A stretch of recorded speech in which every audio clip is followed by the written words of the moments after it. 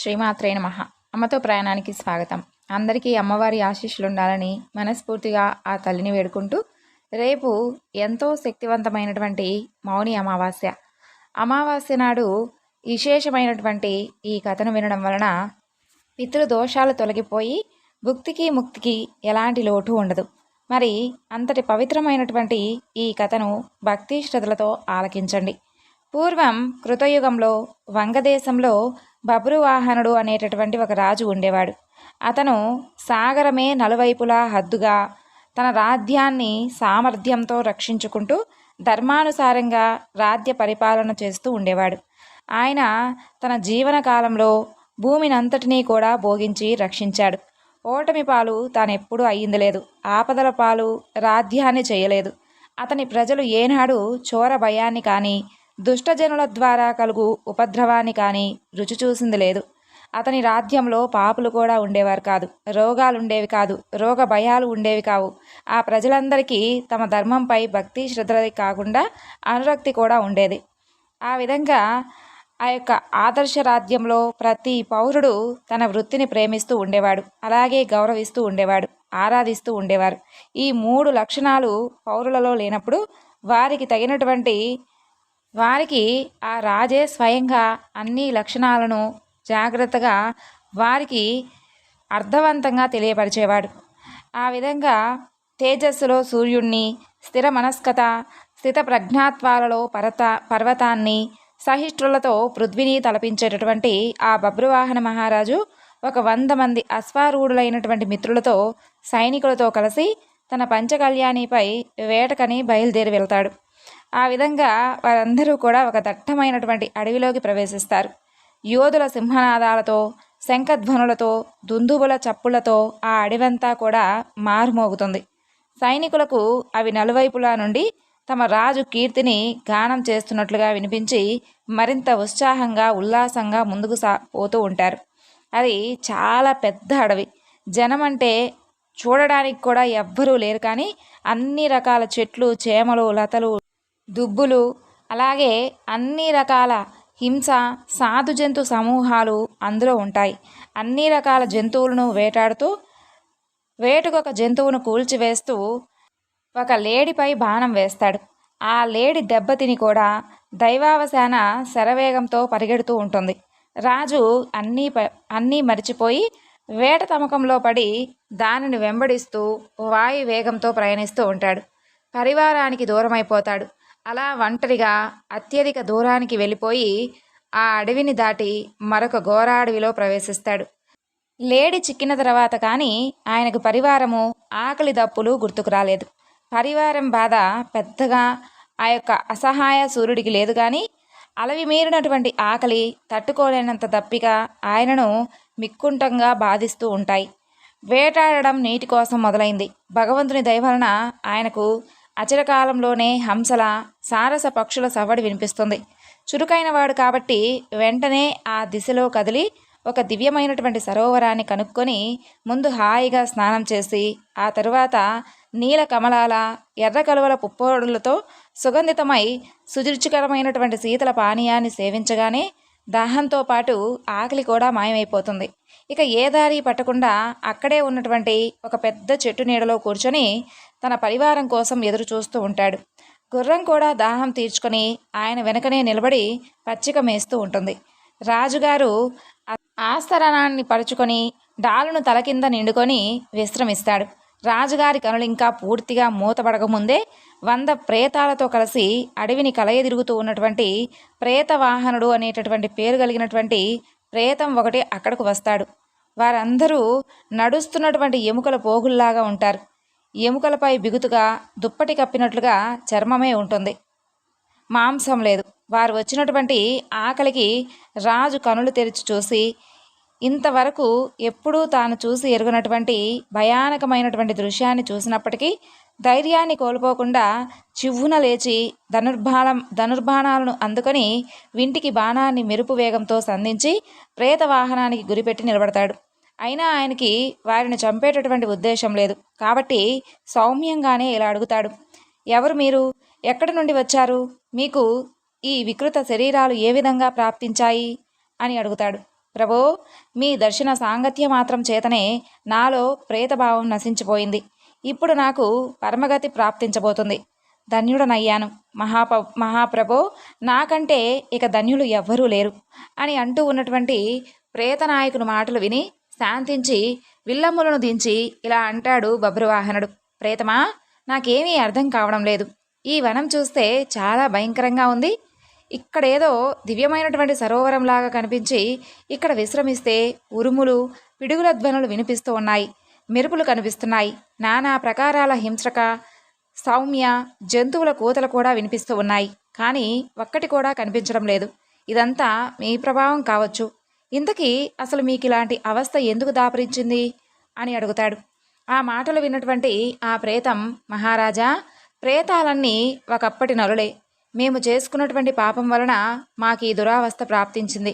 ఏ ప్రాణులకైతే అగ్ని సంస్కారం, శ్రాద్ధం, తర్పణం, షట్టిండాలు, దశగాత్రాలు, సంపీడీకరణము జరగవో అవి ప్రేతాలై తిరగవలసిందే ప్రభు.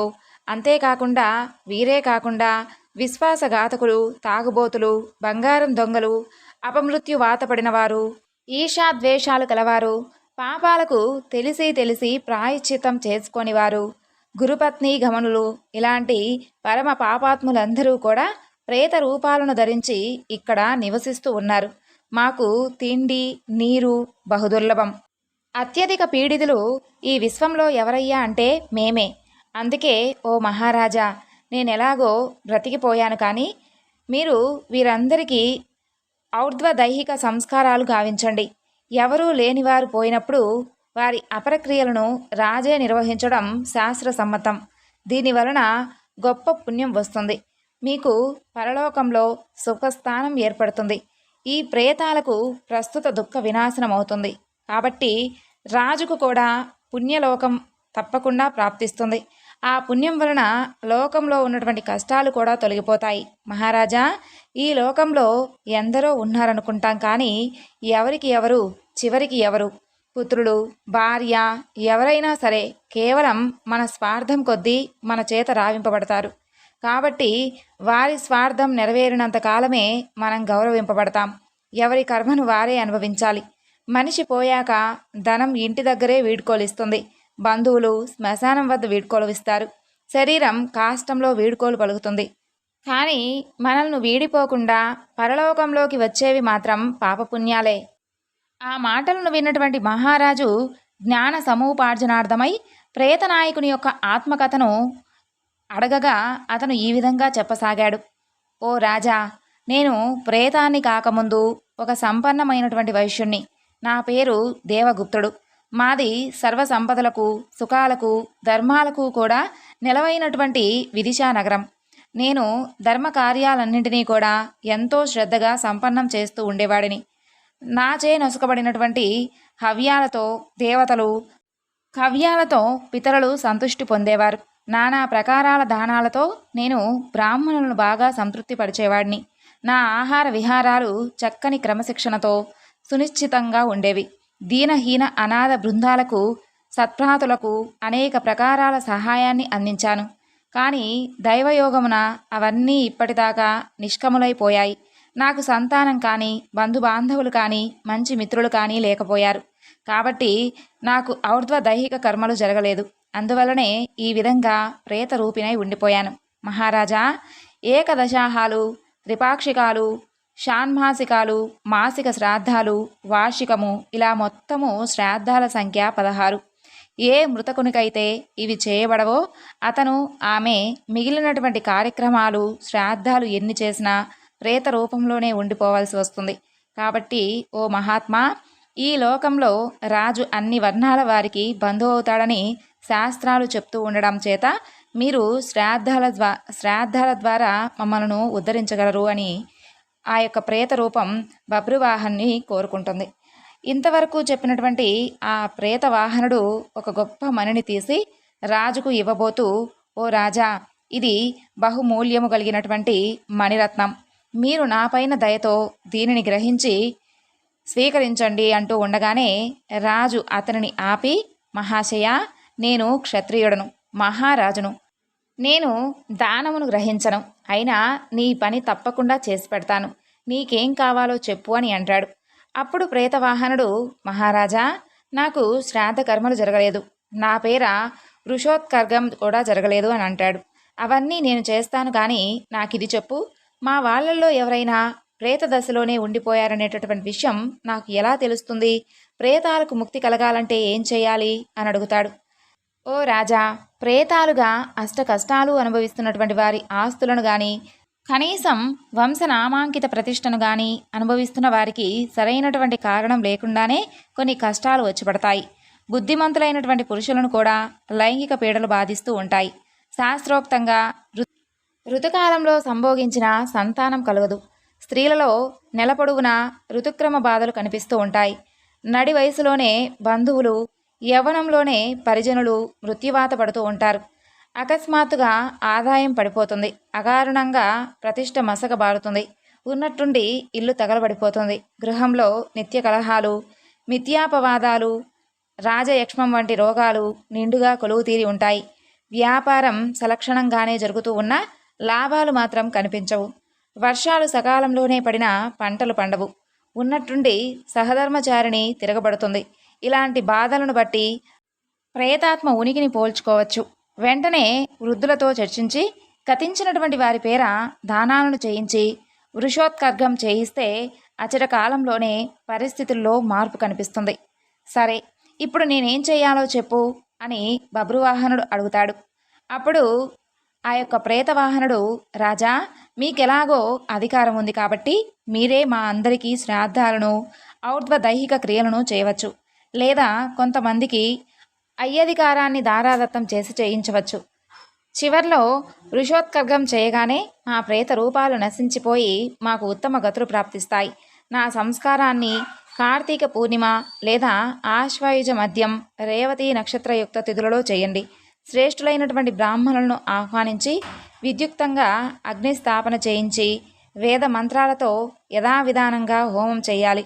వీలైనంత గొప్ప సంఖ్యలో బ్రాహ్మణులను ఆహ్వానించి వారికి భోజనాలను పెట్టాలి. మహారాజా, దీనికి అయ్యేటటువంటి ఖర్చును నీ ప్రజలపై కానీ నీపై కానీ రుద్దడం ధర్మసమ్మతం కాదు.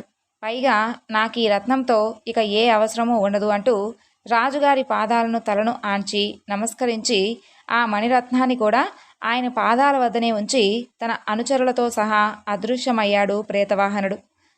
వైనతేయ, రాజు ఆ ధనం ద్వారానే ప్రేతాలన్నిటికీ అపర కార్యాలను నిర్వర్తించాడు.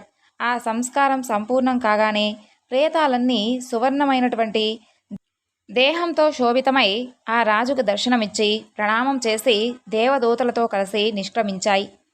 ఈ మాటలను అన్నీ కూడా వింటున్నటువంటి గరుత్మంతుడు శ్రీమన్నారాయణుడు వారిని, హే జగన్నాథ, ఏ దానాల వలన, తీర్థ సేవనాల వలన మోక్షం కానీ చిరకాల స్వర్గవాసం కానీ కలుగుతాయి? అలాగే సత్య తేజో లోకాలే పుణ్యానికి ఫలాలు. ఎక్కడ మరణిస్తే ప్రాణికి స్వర్గము లేదా మోక్షము అబ్బుతుంది అని అడుగుతాడు గరుత్మంతుడు.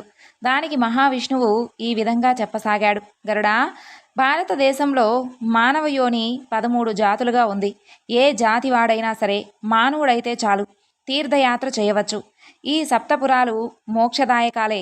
అది కాక మనిషి తాను పోతున్నానని తెలిసినప్పుడు, తన ప్రాణం తన గొంతులోనే కొట్టాడుతూ ఉన్నప్పుడు నేను సర్వసంగ పరిత్యాగం చేస్తుంటాను. నేను సన్యాసిని అని గట్టిగా అనగలిగినా అనుకున్న వెంటనే ప్రాణం పోతే ఆ మనిషి విష్ణులోకానికి వెళతాడు.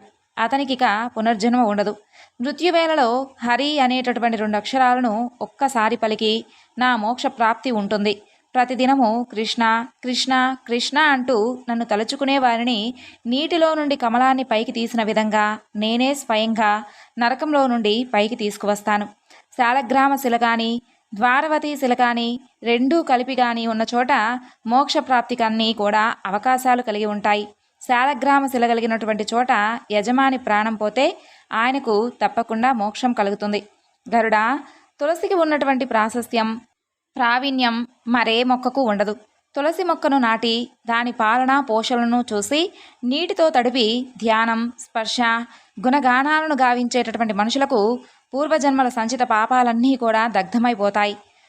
ఇక నిజానికి దేవతలు కర్రల్లోనో రాళ్లల్లోనో ఉంటారు అని అనుకుంటారే కానీ వారుండేది మాత్రం మనిషి మనసులోనే, భావనలోనే. మనిషి ఆ వస్తువును ఆ దేవునిగా భావించి పూజించినప్పుడు దేవుడు ఆ వస్తువుల్లోకి వచ్చి పూజలను అందుకుంటాడు. చేపలు పట్టేవాడు రోజూ పొద్దున్నే గంగా లేదా నర్మదా లేదా ఇతర పుణ్యనది దర్శనం చేస్తూ ఉంటాడు కదా. అంత మాత్రాన అతను తీర్థసేవన ఫలాన్ని మాత్రం పొందలేడు. అతను వెళ్ళేది భుక్తి కోసమే కానీ భక్తితో కాదుగా. అలాగే తగాదాల్లో కొట్లాటల్లో మృతి చెందిన వారికి పుణ్యం రాదు. అదే దేశం కోసం యుద్ధంలో మరణిస్తే వీర స్వర్గాన్ని లభించేలా నేను చేస్తాను. అలాగే బ్రాహ్మణ, గో, స్త్రీ, బాలక హత్యలను అడ్డుకోబోయి ఆ ప్రయత్నంలో ప్రాణాన్ని పోగొట్టుకున్న వారికి మోక్షం లభిస్తుంది. నిరాహార వ్రతం, బంధన ఛేదనం, బ్రాహ్మణులకి దానం, పైన చెప్పినటువంటి ఇతర మార్గాలు మోక్ష మార్గాలైనట్లే స్వర్గ మార్గాలు కూడా ఉన్నాయి. గోశాలలో, దేశ విద్వాంసాలలో, యుద్ధభూమిలో, తీర్థస్థలంలో మృత్యువు శ్రేయస్కరం. ప్రాణి అక్కడ శరీరాన్ని త్యజించిన వెంటనే స్వర్గం చేరుకొని అక్కడ చిరకాలం నివాస ప్రాప్తి పొందుతాడు. పండితులు దీనిని బాగా బోధపరుచుకొని ప్రవర్తిస్తే వారి పాండిత్యం సార్థకమవుతుంది. హరిక్షేత్ర, కురుక్షేత్ర, భృగుక్షేత్ర, ప్రభాస, శ్రీశైల, అర్బుద, త్రిపుష్కర శివక్షేత్రాలలో మరణించిన వారు బ్రహ్మ యొక్క ఒక దినం పూర్తయ్యేదాకా స్వర్గంలో ఉంటారు. ఆ తరువాత పుడమిపై పడతారు. సచ్చరిత్రుడైనటువంటి బ్రాహ్మణుడికి 1 సంవత్సరం జీవన నిర్వాహానికి సరిపడా అన్న వస్త్రాదులను దానమిచ్చిన వారు తాను స్వర్గప్రాప్తి నొందడమే కాకుండా తన వంశాన్ని కూడా ఉద్ధరించగలరు. తన కూతురుని వేద పారంగతుడైనటువంటి బ్రాహ్మణుకిచ్చి వివాహం చేసినవాడు తన పరివారంతో సహా ఇంద్రలోక నివాసం చేయగలడు. మహాదానాలకు అట్టి ఫలమే దక్కుతుంది. వాపి, కూప, తటాకాది జలాశయాలను నిర్మించగాని పాడుపడినటువంటి వాటిని మరలా బాగు చేయించి వినియోగంలోకి తెచ్చినా కానీ తెచ్చి వారి జాతికి అంకితం చేసిన వారికి కూడా అదే ఫలం ఉంటుంది. జీర్ణ దేవాలయోద్ధరణ వలన ఇప్పుడు చెప్పిన వాటికి రెట్టింపు పుణ్యం వస్తుంది. విద్వాంసుడైనటువంటి బ్రాహ్మణుడు కుటుంబ సమేతంగా తలదాచుకోవడానికి ఒక ఇంటిని దానమిచ్చినవాడు 3.5 కోట్ల సంవత్సరాలు స్వర్గంలోనే ఉంటాడు. నిత్యము ఒక బ్రాహ్మణునికి దినగ్రాసమునిచ్చువాడు 4 చామరాలతో వెలుగొందు దివ్య విమానంలో స్వర్గానికి వెళతాడు. పాపాత్ముడు పరివర్తన చెంది నరకానికి పోకుండా ఉండాలి అని అనుకుంటే జప, తప, పూజాదులతో పాటు ఒక బ్రాహ్మణునికి దినగ్రాస దానానికి పూనుకొని ఆ దానాన్ని కొన్నేళ్ల పాటు కొనసాగిస్తే అతని పాపాలన్నీ కూడా దగ్ధమైపోతాయి. పేద విప్రుని కన్యకు తానే పూనుకొని వేదాంతవేత్తకు ఆమెను ఇచ్చి అన్ని ఆచారాలను పాటించి వివాహం చేసేటటువంటి ఏ వర్ణునికైనా అన్ని రకాల పాపాలు నశించిపోతాయి. అత్యవసరమైన చోట జలాశయ నిర్మాణం, నిర్ధనుని అవసరాన్ని గుర్తించి చేసేటటువంటి దానం చేయువాడు స్వర్గానికి వెళ్ళి అక్కడే నాయకుడవుతాడు. మనిషై పుట్టిన నాడు వ్యర్థ జీవనుడు కాకుండా ఉండిపోవాలంటే దానం, దమం, దయ అనేటటువంటి 3 అంశాలను పాటించాలి. ఇదే మానవుని యొక్క జీవన సారం. దరిద్రుడికి చేసేటటువంటి దానం, శూన్య జీర్ణ జీవాలయోద్ధరణ, అనాథ ప్రేత సంస్కారం, వీటిలో ఏ ఒక్కటి చేసినా 1,000,000 యజ్ఞాలు చేసినటువంటి పుణ్యఫలం లభిస్తుంది. ఓ పక్షీంద్ర, ఈ లోకంలో ఆత్మజ్ఞానులకు శాసకుడు గురువు, దురాత్ములకు శాసకుడు రాజు, గుప్త రూపంలో పాపాలు చేసేవారికి శాసకుడు యమధర్మరాజు. పాపాలకు ప్రాయశ్చిత్తం చేసుకోకుండా కానీ చేసుకుని మరలా పాపాలను చేసి కానీ మరణిస్తే ఆ జీవికి అనేక ప్రకారాల నరకములో పడవలసి ఉంటుంది. అక్కడ యాతనల నుండి విముక్తి పొందినా మరలా పొడిమిపై పుట్టవలసి ఉంటుంది. తన ధర్మాన్ని తాను చక్కగా పాలిస్తూ మంచిగా ఉండేవారు ఊర్ధ్వలోకాలకు వెళతారు. ధర్మాన్ని పాలించకపోయినా చెడ్డ పనులు చేసినా ఆ జీవి అధోగతి పాలవుతాడు. ఇక గరుడ, ధనం అనేది కలలోని సిరి వంటిది. దానిని చూసుకొని సంబరపడడం మూర్ఖత్వం అవుతుంది. యవ్వనం పువ్వు లాంటిది, ఎప్పుడు వాడిపోతుందో ఎవ్వరికీ తెలియనటువంటిది. దానిని చూసుకొని కూడా మిడిసిపడడం అవివేకం. నిజానికి 100 ఏళ్ల ఆయువు నిజమైనటువంటి సాధకునికి అత్యల్పకాలం. ఇందులో సగభాగం నిద్రకే సరిపోతుంది. బాల్యంలో, రోగం వచ్చాక, వృద్ధాప్యం పైబడ్డాక ఏమీ చేయలేడు కదా. ఇక మిగిలిన కాలం ఎంత? అందులో అంతా కుటుంబ పోషణకు, తన సరదాలకు, సరసాలకే అయిపోతే వాడి జన్మ వ్యర్థమే కదా. కాబట్టి వెంటనే ప్రారంభించవలసినటువంటి పని మొదలు పెట్టకుండా మెలకువగా ఉండవలసినటువంటి వేళ మొద్దు నిద్రపోతూ, భయపడవలసిన చోట మొండి ధైర్యాన్ని ప్రదర్శిస్తూ దానం దైవం లేకుండా బ్రతికేసిన వాడిని ఏ మనిషి బాగు చేయలేడు, ఏ దేవుడు రక్షించలేడు. రెండు కనులు తెరుచుకొని నడుస్తూ పడిపోయే వానిని, అంటే దేవుని సృష్టిని చూస్తూ దేవుడు లేడు అనేటటువంటి వాడిని వింటూ కూడా వినిపించుకోని వానిని, సద్గ్రంథాలను వృత్తిరీత్యా చదివి బోధిస్తూ కూడా తన కర్తవ్యాన్ని అర్థం చేసుకోలేని వాడిని ఏ మనిషి బాగు చేయలేడు, అలాగే ఏ దేవుడు రక్షించలేడు. కాబట్టి కాలం అనేటటువంటి ఈ లోతైన మహాసాగరంలో జగత్తంతా మునుగుతూ తేలుతూ ఉంటుంది. మృత్యువు, రోగము, ముసలితనము అనేటటువంటి మొసల చేత ఎంత బాధింపబడినా ఎవ్వరికీ ఈ గ్రాహ విముక్తిని పొందాలి అనేటటువంటి జ్ఞానం మాత్రం కలగదు. ప్రతి మనిషి భయంలోనే బ్రతికేస్తూ ఉంటాడు.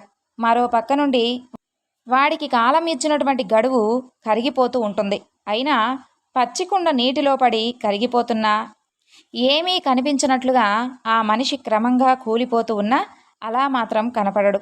తనను తాను చూసుకోడు, తెలుసుకోడు. గాలిని బంధించి ఉంచవచ్చునేమో కానీ, ఆకాశాన్ని ముక్కలు చేసి పెట్టవచ్చునేమో కానీ, కడలి కెరటాలను వెనకకు మళ్లించవచ్చునేమో కానీ, కాలాన్ని ఆపి ఆయువును మాత్రం పెంచగలవారు మాత్రం లేరు.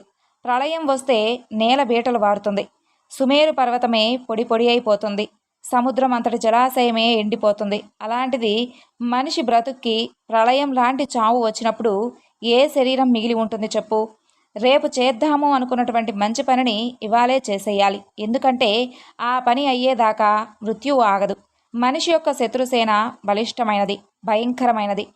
ఇల్లు, ఇల్లాలు, పిల్లలు ఇలాంటి బంధాలకు కట్టుబడకుండా బాధ్యతగా మాత్రమే వాటితో ప్రసక్తాన్ని పెట్టుకొని మృత్యువు కోసం, దేవుని కోసం ఎదురు చూసేవాడే నిజమైనటువంటి సుఖి.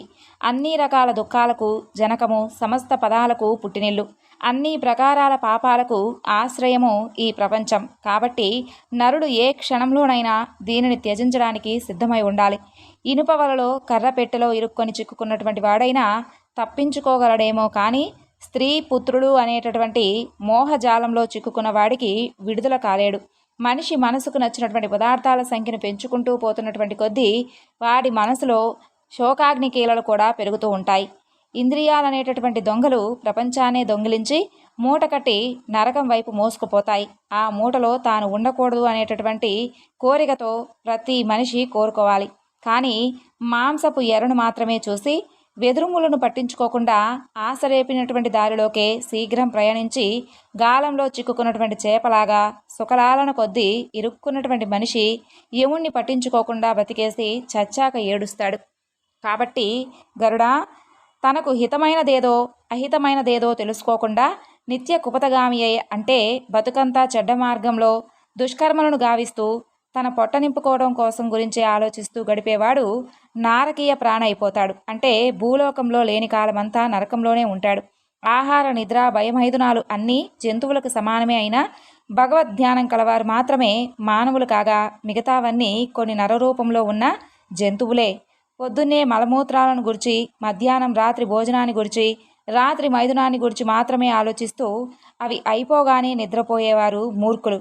మానవ జాతి విషయంలో ఉన్నటువంటి నన్ను కూడా బాధించేదేమిటి అంటే, వీరిలో అధిక శాతం అజ్ఞానం వలన మోహితులైపోయి తమ శరీరం, తమ స్త్రీ, తమ ధనం మున్నగు వాటి గురించి ఆలోచిస్తూ వాటి కోసం జీవిస్తూ ఆ కోరికలు, రుణాలు తీరక మరలా వాటి కోసమే జన్మలను ఎత్తుతూ ఉంటారు, మరలా మరణిస్తూ ఉంటారు. ఇది పద్ధతి కాదు.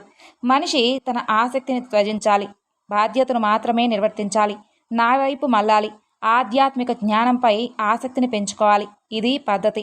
ఈ విధంగా మనిషి చేయవలసినటువంటి పనులను, చేయకూడనటువంటి పనులను శ్రీ మహావిష్ణువు గరుత్మంతునితో స్వయంగా చెప్పినటువంటి మాటలను, గరుడ పురాణంలో ఉన్నటువంటి విషయాలను మీకు తెలియజేశాను. ఈ వివరణను ఇంతటితో ముగిస్తున్నాను. సర్వం శ్రీ లలితార్పణమస్తు. స్వస్తి.